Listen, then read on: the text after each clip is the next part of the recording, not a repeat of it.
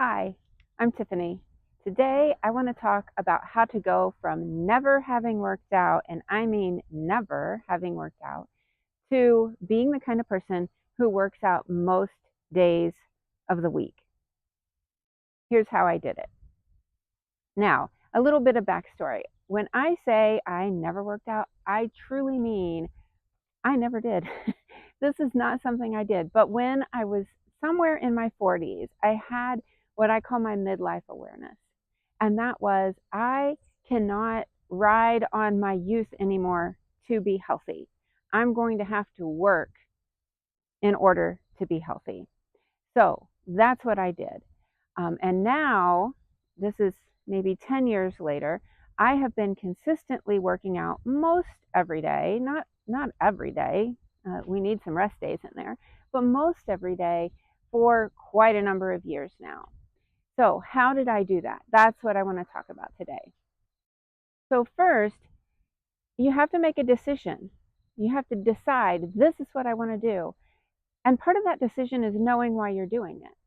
So for me, I just knew that I had to put some work in order to be physically fit. If I was going to be able to live out the rest of my life and be able to do things and be active the way I wanted to, I was going to need to actually work for it. So my workout was picking up a book and sitting in a rocking chair. That's my favorite thing. Um, so this was an active decision on my part. I am going to do this. I'm going to become the kind of person to do this. Secondly, start where you are. If you have never worked out, um, you probably aren't in great shape. So the idea of doing like a really difficult workout routine probably sounds daunting.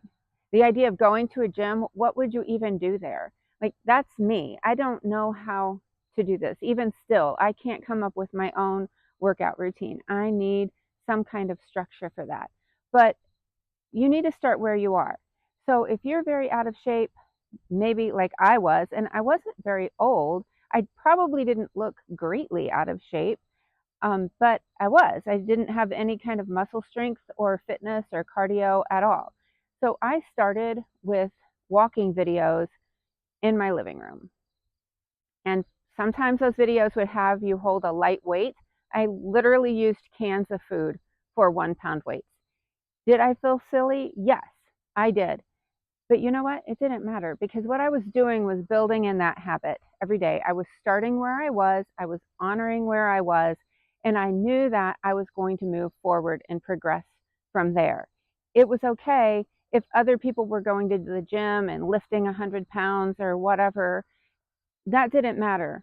I needed to do what I needed to do for me, and that was starting small. So start where you are. Number two, or this may be three, um, I've lost count. So know yourself.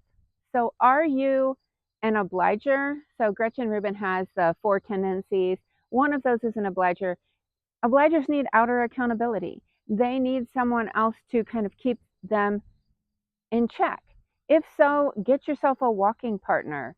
Um, Find a fitness coach if you can afford to do that. Meet people at a gym so that you know that you've got that outer accountability. That may be something that you need. Know whether you are the kind of person who prefers to work out in a gym or you prefer to work out at home. For me, I like to do it at home. I have to do it first thing in the morning before my mind can make up any excuses. If I wait later in the day, it is never going to happen. It has to be a first thing in the morning thing for me. And I need to do it at home. I don't want to drive somewhere else and have other people around. Other people are completely different. They need that activity of going into a gym where there's other people and they kind of feed off of that energy. So know yourself. You may have to experiment. You may just not really know. In the beginning, I remember I signed up for Curves. I knew absolutely nothing about gyms. I signed up for Curves because I knew it was a woman only gym and I did not want a bunch of really fit men, and that was not not for me, mostly because I am not a gym person anyway, which I learned after going to Curves for a while. But my goodness, those ladies, there were some pretty elderly ladies. There was one lady who had some severe handicaps. She would come in her nightgown. I kid you not, in her nightgown. She did her exercises and then she would leave. And this was like 6:30 every morning. Now that's inspiring. If she can get in there in her nightgown, do her exercise, and leave, then certainly I thought I can. At the time, I was in my 40s. I'm like, I can do this. If she can do this, I can do this. So I did the gym for a while, but really, I'm more of a home person.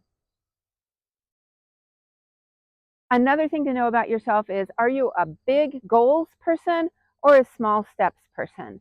I think you can probably be both of these things. You know, some people are. I am a small steps person. So it would not work for me to say, oh, I'm going to train for a marathon, or I'm going to, do some extreme race, or I'm going to start riding a bike and ride 100 miles on a bike. That's not me. I am a small steps person. That's why I started with walking videos in my living room. And then I progressed up to going to curves. And then I progressed up to just taking walks in my neighborhood a couple miles every day, so on and so forth. I am a big, big believer in the power of small steps. But some people really do well when they throw themselves into a big activity, a giant goal. And so if that's you, more power to you. Go for it. Again, you may need to experiment a little bit, and that's okay. Experimenting is part of the game, it's part of the fun of it. Now, number 4, track your progress. I do not mean to track your outcomes. Tracking things like weight, your measurements, things like that, that is secondary right now. In the beginning, your goal is to develop a habit. Your goal is to just do that thing every day. That's what you want to track. So maybe you want to track steps.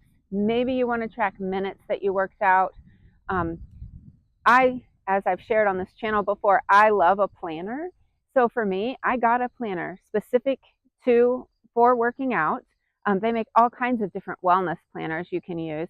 But I used my planner and I would track what kind of workout did I do? How did it go? I just tracked it. I still track with a habit tracker in my planner every day, whether I worked out or not, even though most every day I work out. I still kind of set goals for how many workouts I want to get in a month. That's another way I track it. But I'm a big believer in what we measure improves. And so tracking that is a way to improve what you're doing. But again, you're not trying to track your outcomes, you're trying to track the habit. It's the habit that will lead to the outcomes, but that could take a while. Number 5, schedule it. Decide when in your day you're going to work out. And I will say, it is easier to do things every day than it is to do them sometimes. So if you think to yourself, well, I'm going to work out 3 days a week, then you have 4 days a week that you're not working out and you're not building that habit in really well. So for me, I like to plan to work out 6 days a week. And then on the 7th day, sometimes, a weekend feels a little bit different anyway. Sometimes on Sunday, I will do what I call pajama yoga, where I get up and I do a yoga routine in my pajamas, but I don't make myself put on my workout clothes or whatever. Schedule your workouts. Decide in advance when you're going to do it. If you're working out in the morning, it helps to put your workout clothes out so that you have easy access to those as soon as you get up, or maybe take a backpack if you're going from the office to the gym, whatever. Just basically set yourself up for success. So like I said, the goal is to do this every day. There is no end. Even if you set yourself like a 30-day challenge, you're not done at the end of those 30 days. The goal is to be the kind of person who works out every single day, for the most part, for the rest of your life. And why are we doing this? So we can be healthy, so we can be fit, so we can stay active, all of that. That's the goal. It has to become part of our identity and part of who we are. Now, when I first started working out, this was so far away from what I thought about myself. It was not part of my identity at all. for me, it just felt odd, but I kept going. One thing I did, I bought a couple of pairs of workout clothes, some leggings. I chose shirts in the same color. I kind of chose a signature color for myself at that time. That helped make it fun. And then gradually over time, I just now I identify as somebody who works out every day. But it did take a while. It took a little while. Now, what's the benefit of this? Okay, a couple of benefits. One, this is a specific story. When I turned 50, we went to Chicago for the day, and we were just going through town, my husband and I, doing what looked fun to do. And we came upon some rental bikes. Now, previously, before this, I would have been afraid to do the bikes. I would have been afraid. I hadn't ridden a bike in a really long time. I would have been afraid I would get out and not be able to do it, that I'd have to quit, that, I just would have been very nervous about it. But on that day, because I had been working out, we rented the bikes. I rode. It was so fun. And I felt so proud of myself. It's such a simple thing, but I felt a lot of success in having done that. So that's one success. Another, if my son calls on a Saturday morning and asks if I want to go on a hike, I can say yes. I know that I can go on a hike with him. I can keep up well enough. Now he has to slow down. He's young. He's a marathon runner. So I'm sure for him, it feels slow. For me, I'm keeping up with him. I'm being able to go on a several mile hike. My only caveat for him is I'm not going to hike long enough that I have to pee in the woods. That's my personal rule for that. But it feels so good to be able to be active, to have time with family and people that are important to me.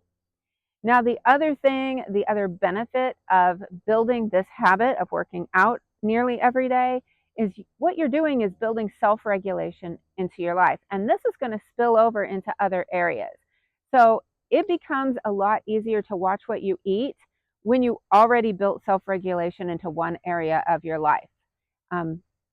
This is true for all kinds of things, that maybe habits that you want to develop. Once you start building that self-regulation and you're able to see that you can do something every day, do something on the regular, you'll be able to do all kinds of things that before maybe you couldn't make yourself do. So self-regulation is really a big part of this. I hope that was helpful. I am really happy now that I am a person who works out about every day. I'm not ever going to run a marathon. I'm never going to ride 100 miles on a bike. In fact, I don't really like going out like cycling. That's not my thing at all. I don't look like a person who's super fit and active. I just look like a regular person, right? Just a regular woman in her 50s. But I feel good. I think I look good enough, and it's just good to be able to be active. So again, I hope that you find that helpful and encouraging. I'd love to know what you think. Leave me a comment below. If you like this video, of course, subscribe, all of the things. Somewhere around here, another video will pop up of mine if you have interest. Thank you so much and have a great day.